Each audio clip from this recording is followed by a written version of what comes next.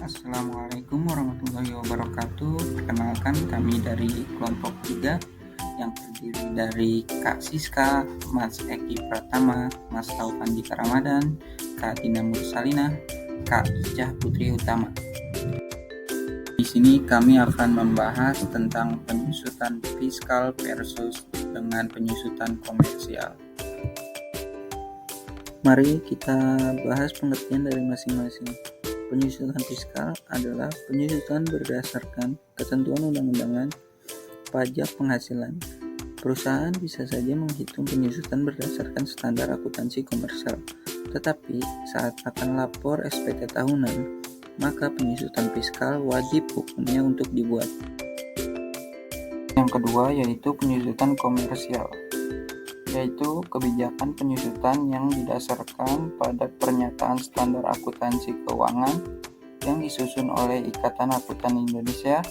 Penentuan masa manfaat dan tarif didasarkan pada estimasi dan kebijakan perusahaan yang mengacu pada pernyataan standar akuntansi keuangan. Lalu, apa aja sih perbedaannya?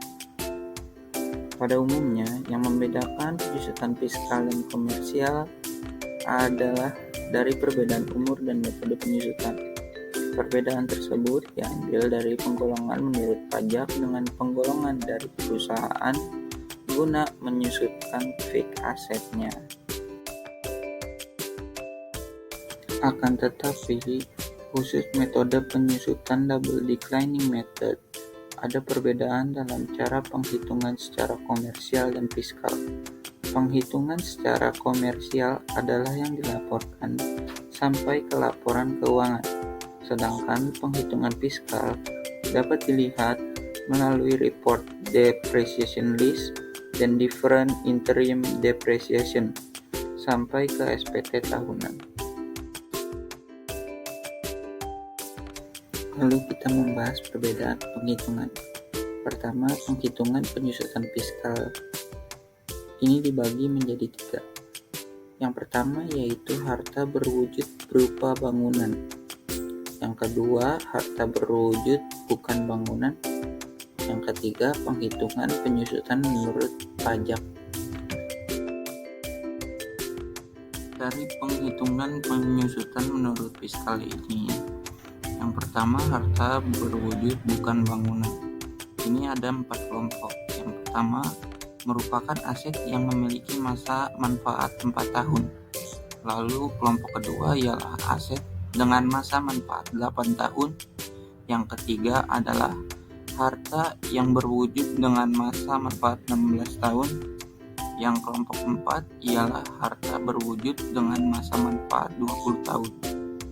Lalu ada harta berwujud berupa bangunan. Harta berwujud berupa bangunan dibagi atas 2 jenis, yakni yang permanen dengan masa manfaat 20 tahun dan tidak permanen. Bangunan tidak permanen ini masa manfaatnya tidak lebih dari 10 tahun. Lalu kita masuk penghitungan penyusutan menurut komersial. Ada 5. Yang pertama, metode garis lurus. Metode penyusutan dengan alokasi penyusutan berdasarkan masa manfaat yang nilai penyusutannya adalah setiap tahunnya tetap.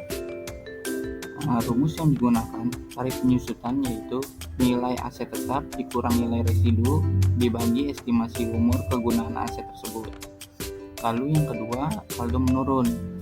Metode penyusutan menggunakan persentase tertentu yang dihitung dari harga buku pada tahun yang berjalan.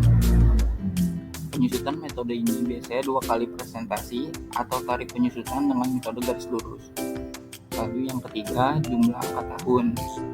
Metode ini jumlah angka tahun dengan besaran penyusutan aktiva tiap tahun jumlahnya akan semakin menurun. Rumus yang digunakan yaitu penyusutan sama dengan sisa umur pengguna dibagi jumlah angka tahun lalu dikali nilai aset tetap dikurang nilai residu. Yang keempat, satuan jam kerja. Metode ini mengalokasikan penyusutan suatu aset berdasarkan taksiran jumlah jam kerja pengguna aset tersebut. Menghitung rumusnya yaitu Tarif penyusutan sama dengan jam kerja yang dapat dicapai dikalikan harga peroleh nilai residu dibagi total jam kerja pengguna aktivitas tetap. Kelima, satuan hasil produksi. Suatu aset berdasarkan jumlah produk yang bisa dihasilkan atas pengguna aset tersebut dalam periode tertentu. Rumusnya yang digunakan beban penyusutan sama dengan jumlah satuan produk dikali harga peroleh dikurang nilai residu lalu dibagi jumlah total produk. Lalu kita masuk contoh penghitungan penyusutan menurut fiskal. Yasmin membeli sebuah laptop seharga 22 juta pada 1 Januari 2021 lalu. Artinya, harga berwujud tersebut masuk dalam harta bukan bangunan kelompok 1. Maka penghitungan penyusutan di tahun 2022 dengan metode garis lurus dan metode saldo menurun adalah sebagai berikut. Sekian animasi video ini kami buat, kurang lebihnya kami mohon maaf. Happy watching, bye bye. Jangan lupa komen di bawah guys. Thank you.